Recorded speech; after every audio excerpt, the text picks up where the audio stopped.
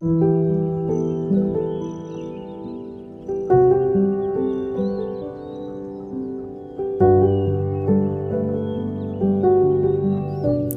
morning after I killed myself, I woke up. I made myself breakfast in bed. I added salt and pepper to my eggs and used my toast for a cheese and bacon sandwich. I squeezed the grapefruit into a juice glass. I scraped the ashes from the frying pan and rinsed the butter off the counter.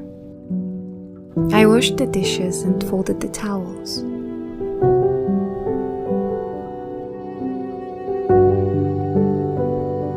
The morning after I killed myself, I fell in love. Not with the boy down the street or the middle school principal, not with the everyday jogger or the grocer who always left the avocados out of the bag.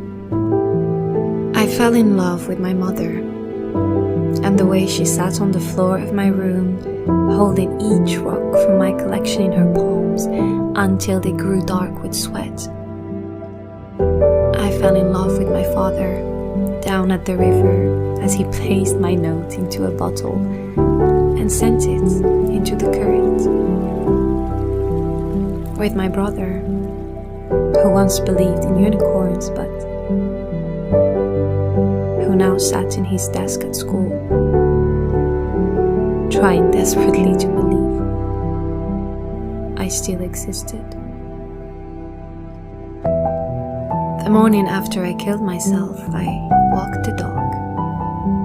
I watched the way her tail twitched when a bird flew by, or how her pace quickened at the sight of a cat.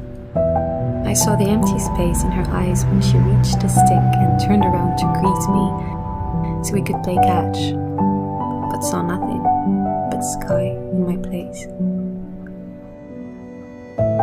I stood by as strangers stroked her muzzle and she wilted beneath their touch like she once did for mine.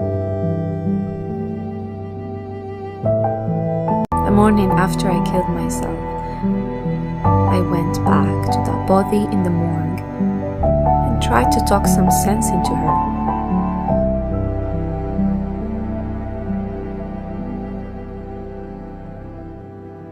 I told her about the avocados and the stepping stones, the river and her parents.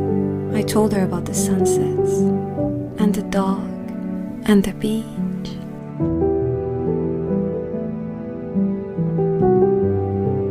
The morning after I killed myself, I tried to unkill myself, but I couldn't finish what I started.